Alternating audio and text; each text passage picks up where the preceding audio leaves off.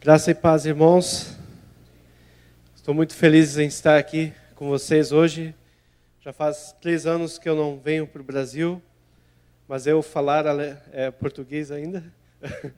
Ainda consigo. Faz tempo que não prego em português, mas ainda estou no ritmo. Eu quero começar mostrando algumas fotos do nosso trabalho lá na Alemanha. Foi um tempo especial quando o pastor Gilberto e o Joel estiveram com a gente e conheceram um pouco do trabalho, porque foi um investimento desta igreja, foi um investimento nas nossas vidas e os frutos também existem. Então esses são alguns dos nossos jovens. Nós começamos um grupo novo de jovens. Os outros acabaram ficando mais velhos, então começamos um grupo novo. Pode ir passando. Nos reunimos na igreja. Temos um espaço grande também, onde podemos fazer bastante programações com eles. Temos momentos de comunhão. Foi um passeio que nós fizemos para a Inglaterra. Alguns retiros que fizemos com eles. Festa de Natal.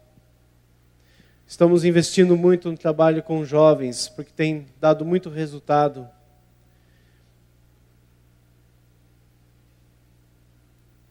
Pode ir passando. Nós temos um projeto de futebol também, que nós realizamos nas férias de verão. E reunimos em torno de 100 crianças, 80, 100 crianças. Esse último projeto foi algo muito tremendo. Muitas crianças vieram para frente, elas aceitam Jesus, entregam sua vida a Deus. À noite nós temos os cultos, onde fazemos trabalho evangelístico com elas, contamos testemunho, e um culto bem criativo, justamente para as crianças e para visitantes. Então, tem dado muito resultado. Esse ano esperamos 40 pessoas. Queremos fazer o Connection junto com esse projeto de futebol.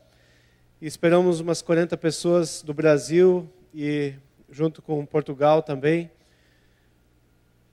Também assamos um churrasco lá. Não é da cultura alemã, mas a gente está introduzindo lá. Então são as crianças que vêm para os cultos à noite.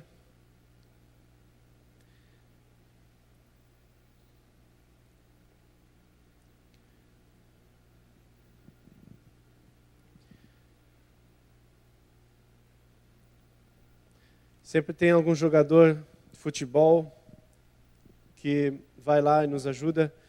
Esse é um fruto que nós temos também, desde o primeiro projeto. O pastor Anderson também está com a gente sempre nesse projeto. E esse senhor de cabelo grisalho, ele aceitou Jesus há pouco tempo. Ele é uma pessoa muito famosa na região onde a gente mora. Ele era corredor, 100 metros rasos, teve bastante recordes que ele fez. E ele entregou a vida dele a Deus, os filhos dele estão vindo na igreja, a esposa dele está vindo na igreja.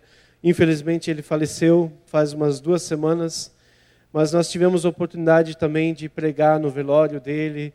E o pastor Anderson também esteve com a gente nesse velório, porque fizeram uma amizade muito boa.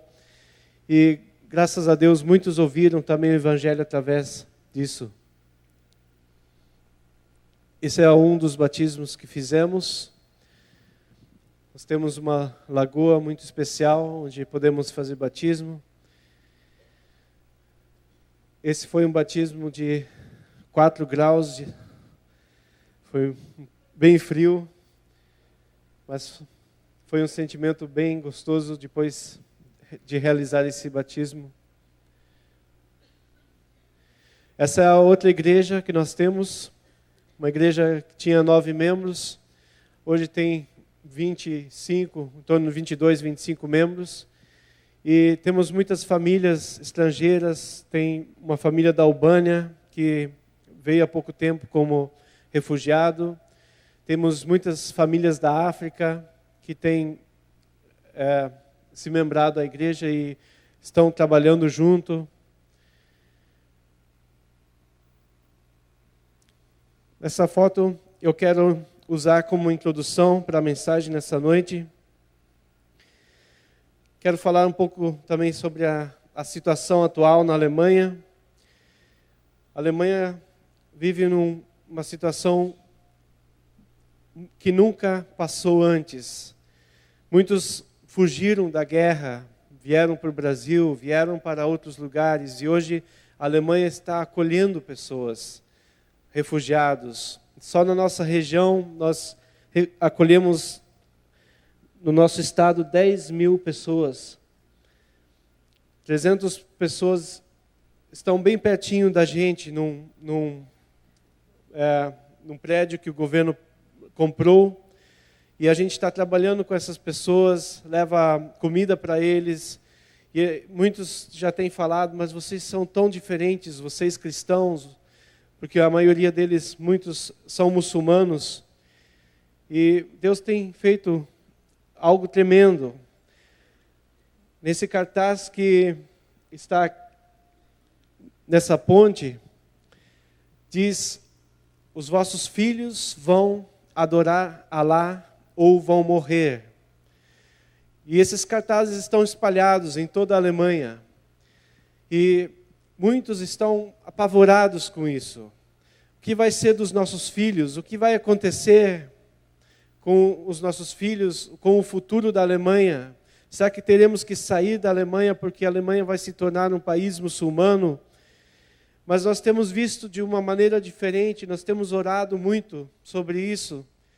E nós temos visto isso como uma oportunidade de ouro que Deus tem nos dado, porque é muito difícil você ir para um país muçulmano evangelizar. E agora essas pessoas estão vindo para nós, para o nosso país, e nós podemos falar abertamente do Evangelho para eles, porque eles estão num estado laico, onde o Evangelho pode ser pregado.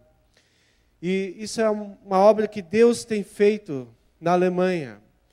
Muitos talvez olhem de uma maneira negativa, estão apavorados, temendo o que pode acontecer, mas nós cremos em algo maior que Deus está querendo fazer na Alemanha.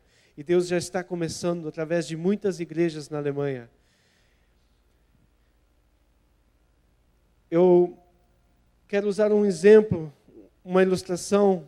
Eu não gosto de jogos de azar, mas jogos de azar muitas vezes destroem as famílias, porque as pessoas perdem o seu dinheiro, investem em tudo. Mas eu quero usar um exemplo. Talvez você já tenha visto algum filme em algum lugar, aquela cena de algum filme onde o autor ele joga pôquer, ele lança a última cartada, ele aposta tudo naquela carta. E ele aposta fazendo com que o outro, seu concorrente, fique assustado, porque ele achou que aquele jogo estava ganho. Mas de repente ele vira e aposta tudo naquela carta. E o que eu quero dizer com isso é o seguinte: nós não somos aconselhados a correr risco na nossa vida. Não é aconselhável assumir um risco. Somos rigorosamente desaconselhados a assumir risco sobre a nossa vida. A regra de investimento é nunca coloque todos os ovos na mesma cesta. Diversifique os investimentos. O vendedor financeiro aconselha a diversificar os investimentos. Os vendedores de seguro, eles dizem, é melhor prevenir do que remediar. Então, faça mais um seguro, talvez para uma coisa que você possa precisar no futuro. Talvez você nunca venha a precisar disso, mas eles te aconselham a fazer um seguro disso. Os europeus, os alemães, eles não gostam de riscos. Eles são muito seguros. E quando acontece uma tragédia, motivo de discussão para descobrir um sistema de evitar aquela tragédia. Eles são especialistas em calcular e evitar riscos. Infelizmente não podem evitar tudo, como aquele ataque terrorista na França. Infelizmente não puderam evitar, a segurança no estádio de futebol estava garantida, mas lá fora, infelizmente, aconteceu aquela tragédia. Mas agora vamos voltar para um outro lado. Vamos deixar nossa vida secular de lado e olhar o que a palavra de Deus fala sobre riscos que nós podemos correr. A palavra de Deus nos dá muitos exemplos de riscos. Muitas vezes nós somos religiosos, nós dizemos, se isso não deu certo é porque não foi a vontade de Deus. Ou se aquilo não deu certo é porque não foi a vontade de Deus. E se o empreendimento não deu certo é porque não foi a vontade de Deus. E o que é bom, o que é ruim, isso nós é que decidimos, nós que julgamos. Se um prédio de uma igreja que nunca teve a construção terminada por falta de dinheiro, o evangelismo de impacto que foi feito não deu resultado, então não era da vontade de Deus, é o que nós pensamos muitas vezes. Mas aquilo que nós investimos e que deu certo, aqueles investimentos seguros, o retiro de jovens, por exemplo, algo que deu muito certo, aquilo era da vontade de Deus, é o nosso pensamento. E muitas vezes medimos a exatidão dos riscos pelo resultado. Consequentemente, temos a seguinte aplicação: quanto menor o risco, melhor o resultado. E mais garantido será o sucesso. Quanto melhor será. Mas eu quero te dizer, nessa noite, falar sobre os riscos que Deus quer que nós corramos. Deus quer que nós corramos riscos. E isso nunca deve ser baseado no resultado que nós temos. Noé correu um risco enorme quando começou a martelar, construindo aquela arca. Podia dar tudo errado, podia ser algo que não foi a vontade de Deus, uma voz que ele tivesse ouvido, sei lá o quê.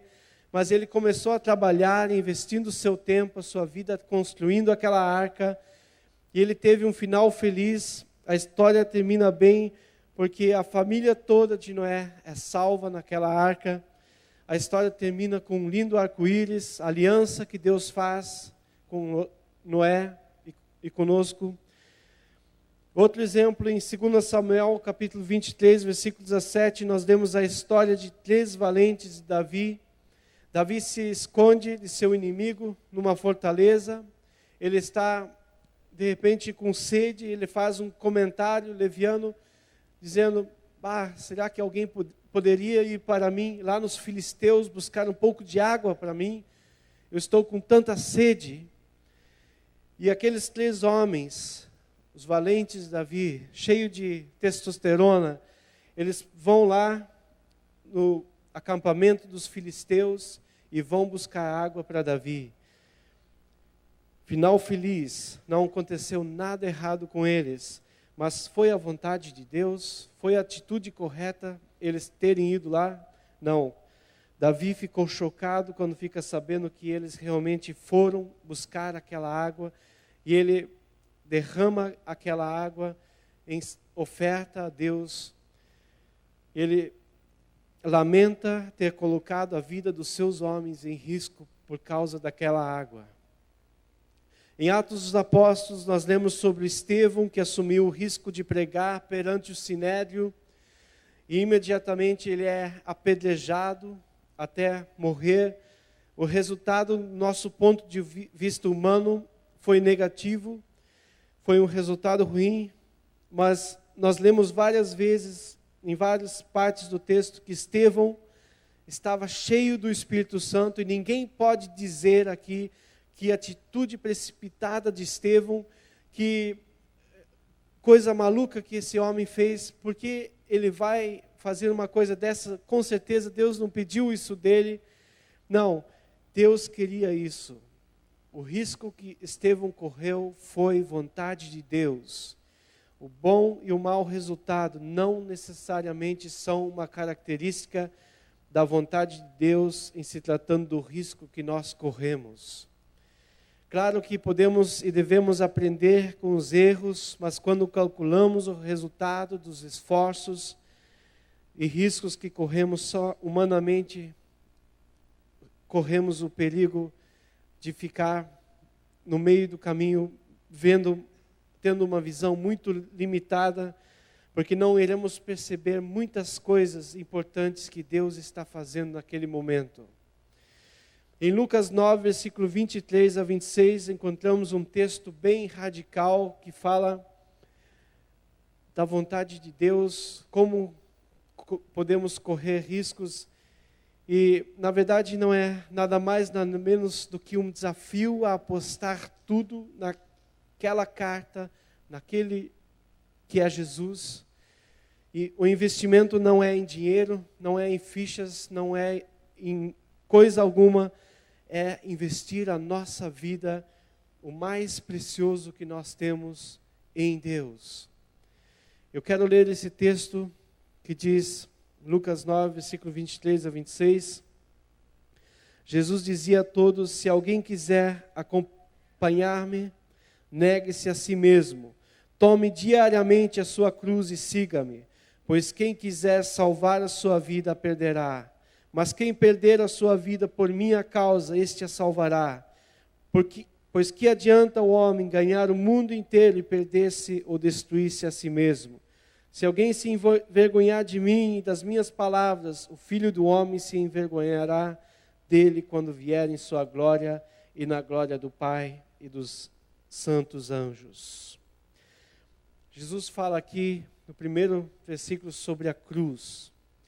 A cruz como um jugo que todo aquele que quiser seguir a Jesus deve tomar sobre si, deve carregar. Um jugo muitas vezes pesado, muitas vezes dói, muitas vezes machuca, mas é um jugo que nós podemos suportar, porque Jesus suportou muito mais do que isso. Quem quiser seguir a Jesus tem que pagar um preço, todo dia. Versículo 26 nos dá uma ideia desse preço que nós devemos pagar. Nós podemos ser humilhados, nós podemos ser desprezados por amor a Jesus. Os cristãos primitivos de Jerusalém, por um período muito longo, eram pessoas bem vistas pela sociedade. E isso não era errado, era muito bom, mas depois a página virou e eles eram repudiados. Eles foram rejeitados pela sociedade. Mesmo assim, eles continuaram pregando, não importando o que as pessoas pensavam. Não é fácil ser repudiado, rejeitado. Jesus diz: o teu investimento no meu reino tem um preço que é talvez um sofrimento, que é a vergonha, o desprezo que você tem que suportar. Mas eu te dou a força necessária para você fazer isso. Você está disposto a pagar esse preço? Se você não pode pagar esse preço, então você também não pode me seguir. Qual é o preço que você paga por ser um discípulo de Jesus? Qual é o preço que você está pagando? Se você não consegue se lembrar, então você tem que se perguntar se você realmente escolheu o caminho certo para a tua vida, ou você está vivendo um evangelho muito fácil. Se você segue a Jesus enquanto o teu caminho é confortável, enquanto está tudo bem, Ele irá te perder no caminho. Ele irá te perder no caminho. Isso é muito importante. O risco que Deus quer que nós corramos é com certeza melhor do que a nossa gestão de riscos, aquilo que nós achamos que é um risco. Jesus é extremamente claro para nós. Ele diz aqui, Pois quem quiser salvar a sua vida, a perderá. Quem quiser salvar a sua vida, a perderá. Isso não é uma hipótese de algo que talvez aconteça. Não importa quanta esperteza e inteligência nós tenhamos, quão sábio nós sejamos, Jesus formula essa frase de uma absoluta certeza. Se você olhar para um garoto que segura um passarinho na sua mão, e esse garoto segura aquele pássaro convulsivamente em sua mão, ele está demonstrando que ele não quer perder aquele pássaro. Ele não quer que ele fuja da sua mão. Mas aquilo não é bom para aquele pássaro. De repente aquele pássaro vai ficando roxo, vai ficando vermelho, sei lá que cor. E no começo tudo parece legal, mas o final é trágico, o final é mortal. Então, como você tem tentado segurar a tua vida em tuas próprias mãos?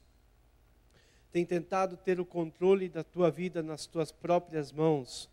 Como você vive a tua vida? Será que muitas vezes não fazemos o mesmo com os nossos sonhos, com os nossos projetos, com aquilo que achamos importante para a nossa vida? Nos agarramos às coisas, aos planos que fazemos, seguramos desesperadamente naquilo que é passageiro, como se não fôssemos filhos de um Deus eterno que planejou tudo para nós. O resultado está claro no versículo 25, diz: pois que adianta o homem ganhar o mundo inteiro e perder-se, ou destruir a si mesmo? Jesus nos garante que vamos nos perder dessa maneira. Não tente segurar a tua vida nas tuas mãos, entregue tudo a Deus. Nós deixamos de ser originais e nos tornamos cópias. Ganhamos o mundo e acabamos danificados, nos perdendo no caminho. Nós somos o maior perigo para nós mesmos. Com licença.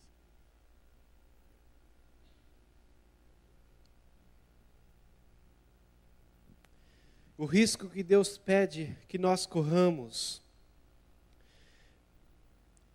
pede que nos libertemos daquilo que nos prende e que apostemos tudo nele. Jesus nos desafia a apostar tudo numa carta, nele. Mas quem perder a sua vida por minha causa, este a salvará. Nós devemos perder nossa vida por ele, por Jesus. Sua vontade deve ser cumprida. Nós temos que nos libertar das coisas que nos prende, nos possuem. Isso não é um convite a um suicídio, mas isso é um convite à vida verdadeira. Não quer dizer que devemos destruir a nossa vida, mas sim nos libertar dela e nos lançarmos nos braços do Pai.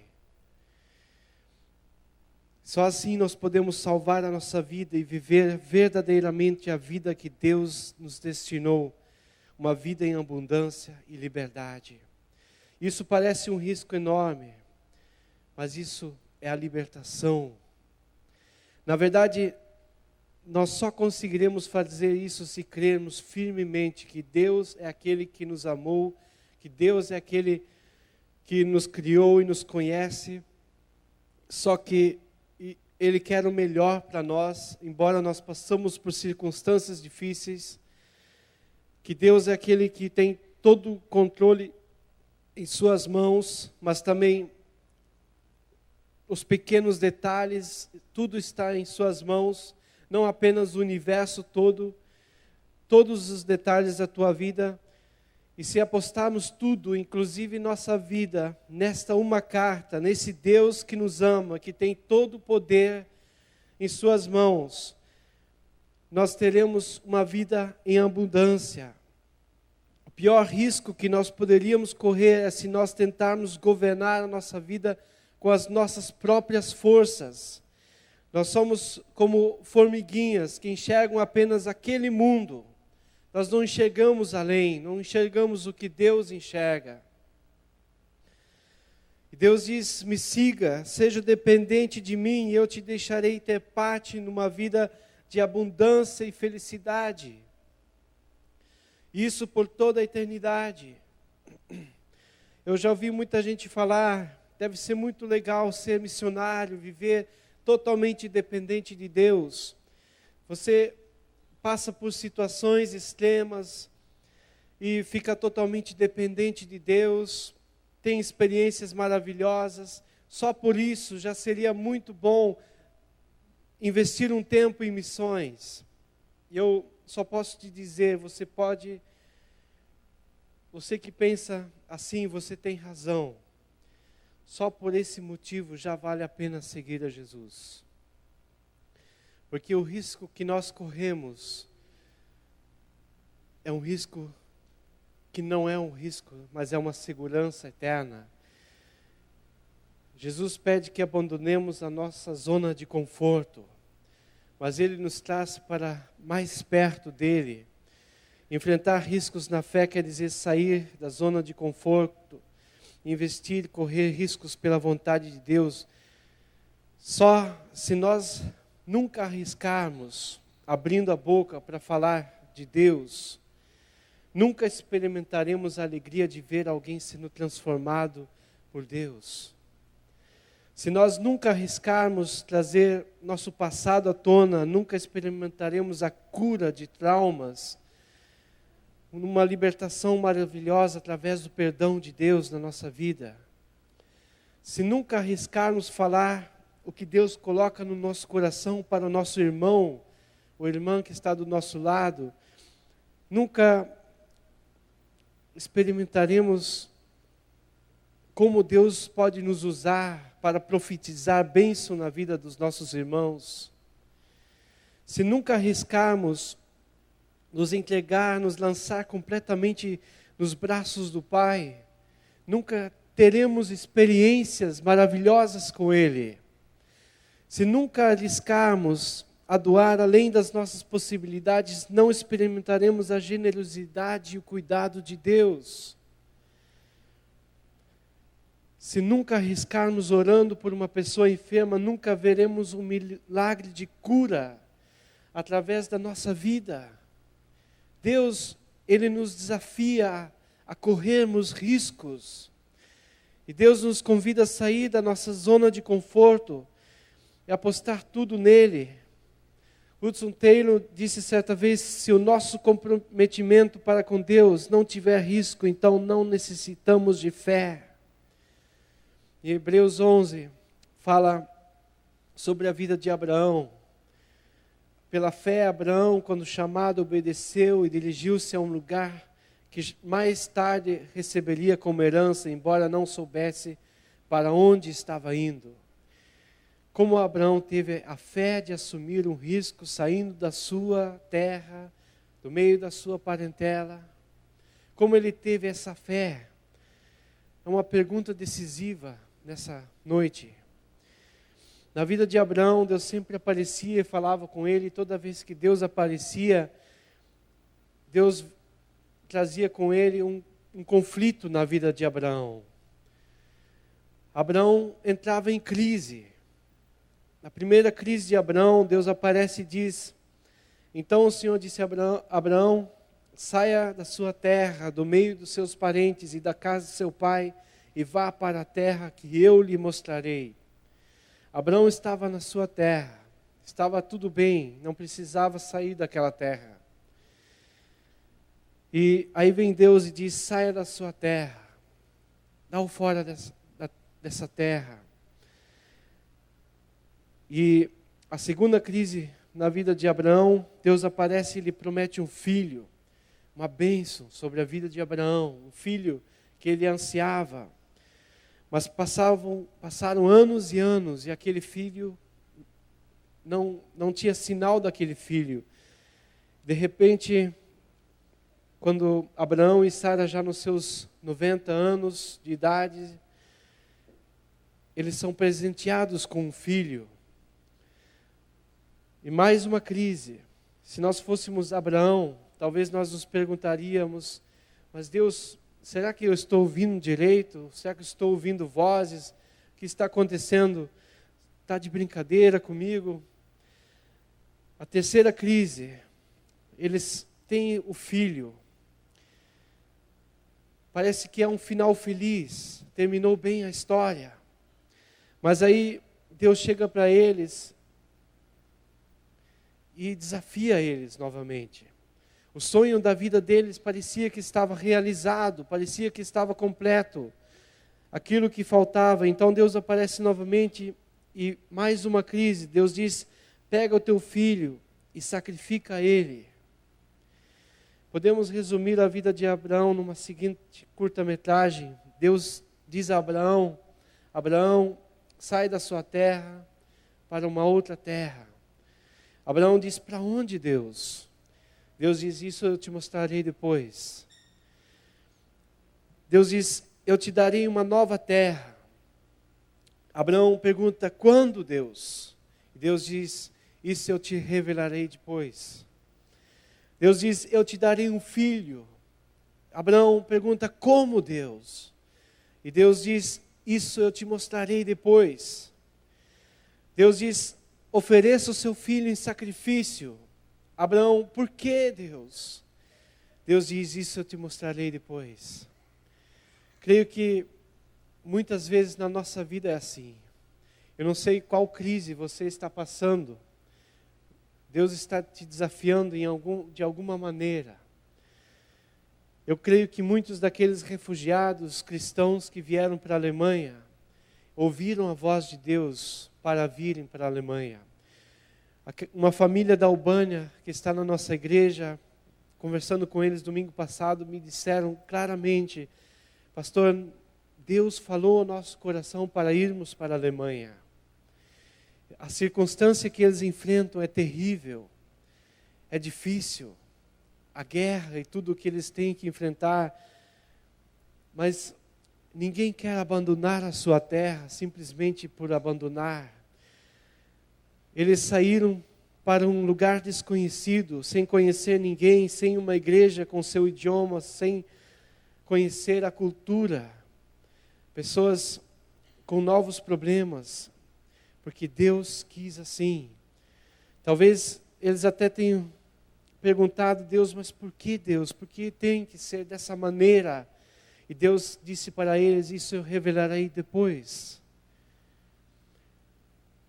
Deus não lhes prometeu que seria fácil o caminho que eles seguiriam, que eles teriam uma vida melhor na Europa, na Alemanha, que logo encontrariam amigos e irmãos que lhes ajudassem, que eles teriam prosperidade financeira, ou seja lá o que for. Deus não lhes prometeu nada disso. Deus apenas disse, vão para uma terra diferente. E eles seguiram esse caminho.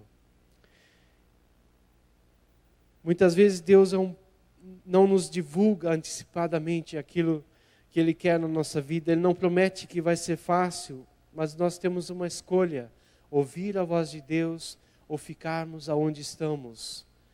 Obedecer aquilo que Deus quer que nós façamos ou nos acomodar onde estamos.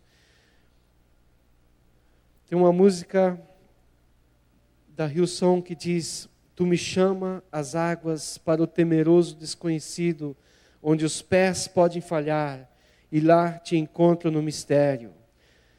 Em oceanos profundos, minha fé vai prevalecer. E essa letra tocou muito forte na minha vida nos últimos tempos, principalmente trabalhando com os jovens. Eu gosto muito de trabalhar com os jovens. E a vida de Abraão me inspira, porque Deus teve um propósito na vida de Abraão. Qual é o propósito de Deus na sua vida? O que Deus tem te chamado para fazer? Talvez Deus não tenha te chamado para sair desse país e ir para outro país, mas Deus tem te chamado para algo especial. Um chamado vem na tua vida e te perturba, não te deixa em paz, e você não consegue ficar aonde você está. Você precisa fazer aquilo, porque é a vontade de Deus. E a grande pergunta que eu tenho para você nessa noite é: como você reage ao chamado de Deus? Se Deus te chama e te perturba e diz, vai, faça isso, então existem dois caminhos. Ou você vai sobre as águas e crê em Jesus, crê que Ele está contigo, ou você fica onde você está. E eu quero te convidar a crer em Jesus nessa noite. Creia nele de todo o coração, porque nós temos a única segurança que nós temos na nossa vida é se nós nos lançarmos totalmente aos pés de Deus. Talvez você pense, eu tenho muitos amigos na minha vida e é isso que me dá segurança. Mas os teus amigos também são passageiros. Um dia eles podem se mudar para outro lugar, um dia eles podem ficar doentes, enfermos, um dia pode até acontecer um conflito e vocês não serão mais tão amigos. Ou você pensa, o meu trabalho, a minha profissão me dá uma segurança, mas tudo isso acaba, tudo isso é passageiro. Tudo isso não é algo que possa produzir segurança. A única segurança é o que vem de Deus. Tudo pode passar. No final, nada é seguro a não ser Deus. Por isso, se apegue à segurança que Deus te dá. É necessário que você esteja disposto a perceber que não existe fundamento seguro além de Deus. Deus sempre usou crises na vida de Abraão, Ele usa crises na nossa vida para que nós ouçamos o chamado que Deus tem na nossa vida, para que possamos descobrir a vontade de Deus na nossa vida. E se Deus é a tua segurança, então você tem segurança. Não importa o que aconteça na tua vida, não importa o que vier, não importa se a crise está grande no nosso país, não importa, você tem uma segurança. E se Deus não é a tua segurança, então você não tem segurança nenhuma na tua vida. Porque Ele é a única segurança. Talvez você já tenha descoberto o chamado de Deus para a tua vida. Eu quero te desafiar nessa noite a colocar a tua vida totalmente aos pés de Deus. Coloque-se de pé nessa noite. Você sabe talvez o que Deus quer que você faça. Mas você muitas vezes não tem certeza, será que eu vou fazer isso? Será que eu vou conseguir? Talvez você pense, se é Deus que está falando no meu coração, isso poderia ser mais claro. Mas Deus apenas diz, vá, apenas diz, faça. O resto eu te revelarei depois.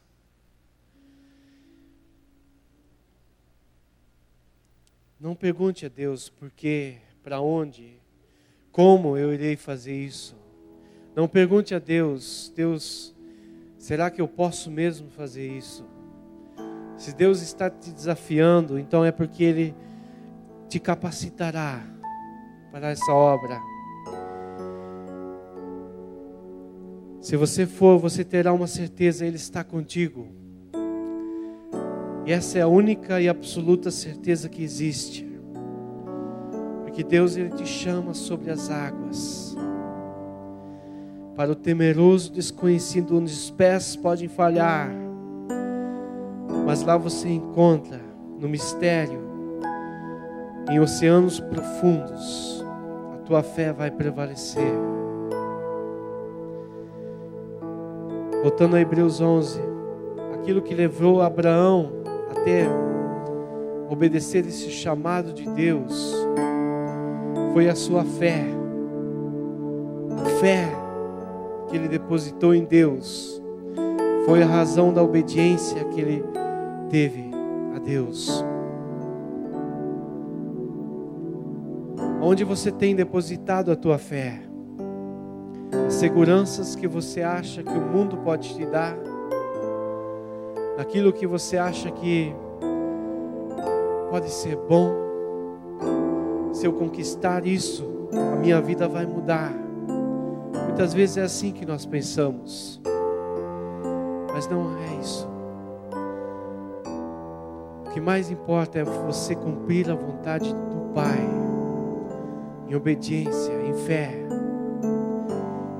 E o resto Deus vai te revelar. Se você quer fazer isso nessa noite, se você quer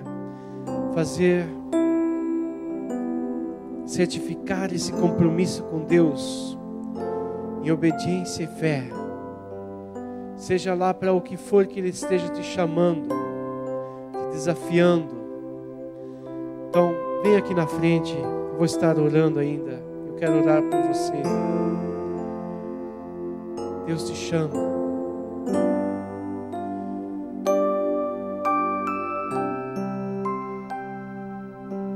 Deus te chama para renovar a tua vida, para renovar os teus sonhos, mas Ele quer realizar os sonhos que Ele projetou.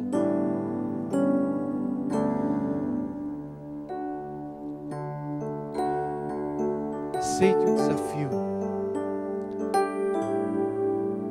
encare o risco.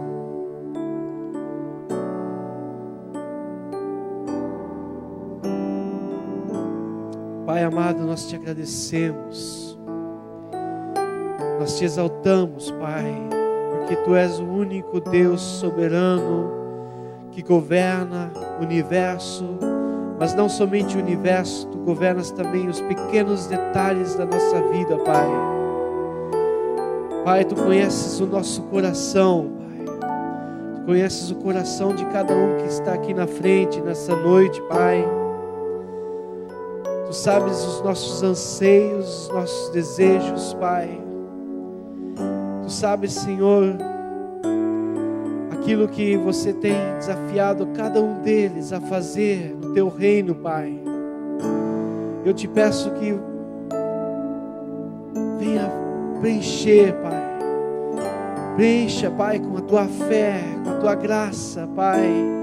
Preencha e capacita a vida de cada um, Pai, para conquistar as nações, para conquistar o mundo em que eles vivem, para conquistar o Teu reino, Pai, em nome de Jesus, que possamos sair da nossa zona de conforto, do nosso aconchego, daquilo que nós achamos que é uma segurança para nós, e possamos nos lançar totalmente aos Teus pés, às Tuas mãos, Pai, nos entregarmos à Tua perfeita vontade, Pai. Eu te peço em nome de Jesus, vem guiar cada vida através do Teu Espírito Santo, Pai. Vem guiar cada vida aqui nessa noite, Pai, que cada um possa ser renovado, Pai, sair renovado e crer na vontade do Pai, crer que está tudo em Tuas mãos, que Tu tens o controle de tudo, Pai. Em nome de Jesus, eu te agradeço, Pai, por ter nos desafiado, por ter nos escolhido para fazer a Tua vontade, Pai. Muitas vezes nos sentimos pequenos, nos sentimos fracos, nos sentimos pobres, mas, Pai, no final és Tu que dás tudo o que necessitamos. Se nós investirmos nossa vida naquela última cartada que é Jesus, se nós carregarmos a nossa cruz fielmente e Te seguirmos, embora muitas vezes sintamos dores e sejamos machucados no meio do caminho, mas, Pai, Tu nos capacita, Tu nos dás a força necessária.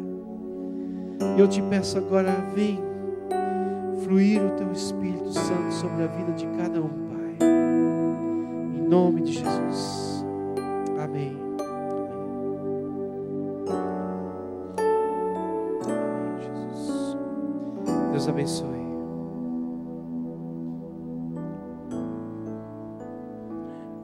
Tome o assento agora, pelo momento.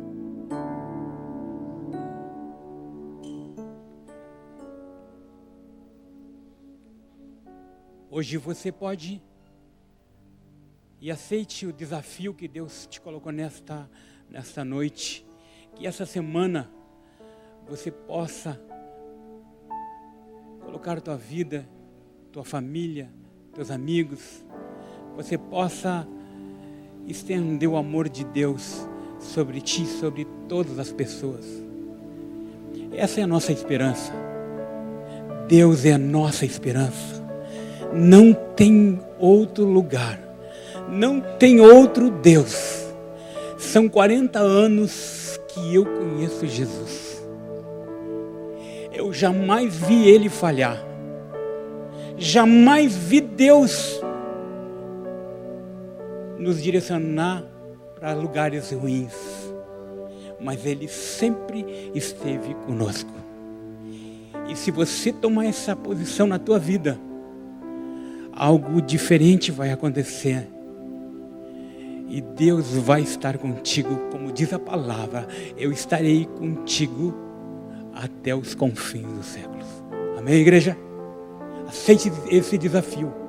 E se você entrou hoje aqui e aceitou esse desafio, lá atrás tem os nossos irmãos e amigos que estão com um colete laranja, que poderão te ajudar com um CD, gratuitamente um CD e um livro.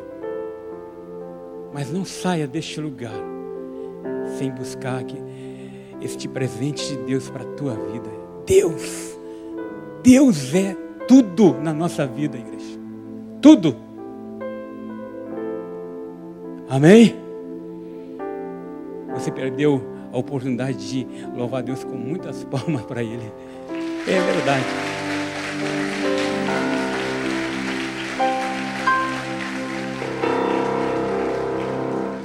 Semana passada nós tivemos o batismo.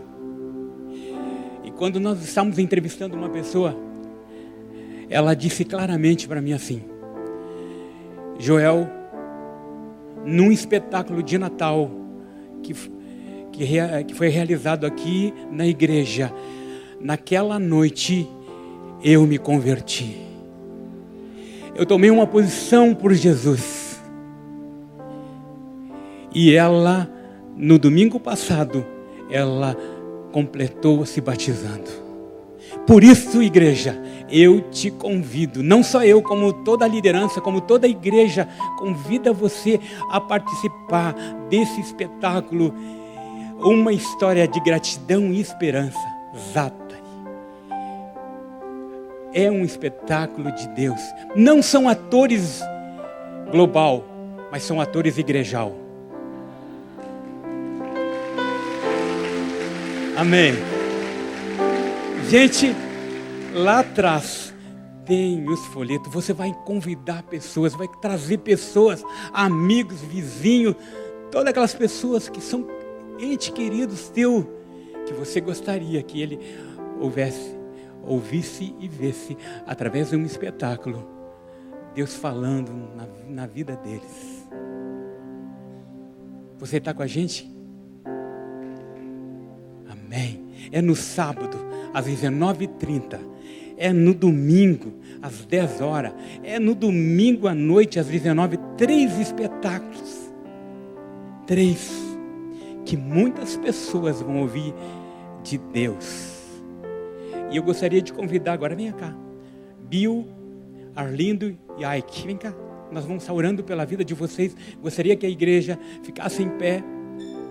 Eu chego aqui, são os nossos missionários que estão na Alemanha. Gostaria que você orasse pela vida do Bill e da Aline.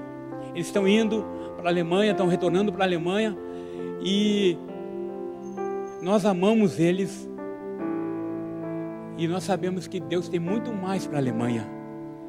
Muito mais para a Alemanha, Bill. Amém? Pastor Gilberto, vem aqui. Vamos lá. Muito obrigado. Louvamos a Deus pela vida desse casal. E como o Bill disse hoje pela manhã, Deus tem dirigido eles estarão adotando uma criancinha refugiada da Síria. Então vamos estar orando para que Deus os abençoe nessa caminhada. Durante o ano passado, o Joel dormiu na cama do Eike, então o Eike se lembrou do Joel, não se lembrou de mim. Então nós vamos ter que ir lá de novo incomodar a família lá para ver se o Eike se lembra de nós, né? Estenda sua mão para cá e vamos estar orando. Pai, nós te louvamos, porque tu sempre levantou e estará levantando homens e mulheres que não têm medo de colocar todas as fichas na obediência a Deus. Assim como o Abraão, assim como tantos, assim como tu tem feito nas nossas vidas e feito na vida do Bill e da Aline, que deixaram a sua família, deixaram a sua terra natal e estão naquele lugar porque amam ao Senhor e estão em obediência à tua palavra. Mas nós te damos graça pelos frutos. Te damos graça porque o Senhor não abandona, o Senhor sempre honra a sua palavra. Sustenta, fortalece a vida desse casal, do seu filho, dá-lhes graça, sabedoria de Deus.